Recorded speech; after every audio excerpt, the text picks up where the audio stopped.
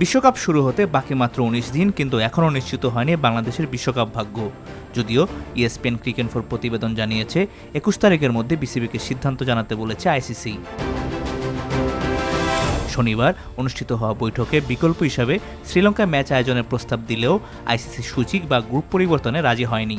তবে বিসিবি যদি শেষ পর্যন্ত ভারতে যেতে অস্বীকৃতি জানায়, সেক্ষেত্রে বাংলাদেশকে বাদ দিয়ে বিকল্প দল হিসাবে স্কটল্যান্ডকে নেওয়ার সম্ভাবনাও জানানো হয়েছে প্রতিবেদনটিতে।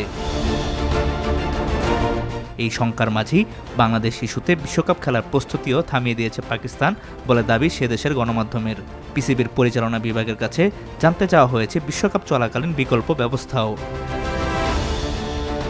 ভারতীয় গণমাধ্যম অবশ্য গ্রুপ পরিবর্তনের সম্ভাবনা নাকচ করে দিয়েছে। ক্রিকেট আয়ারল্যান্ডের বরাত দিয়ে সে দেশের গণমাধ্যম জানিয়েছে গ্রুপ পরিবর্তনের কোনো সুযোগ নেই। নীল মজুমদার, এনটিভি স্পোর্টস ডেস্ক।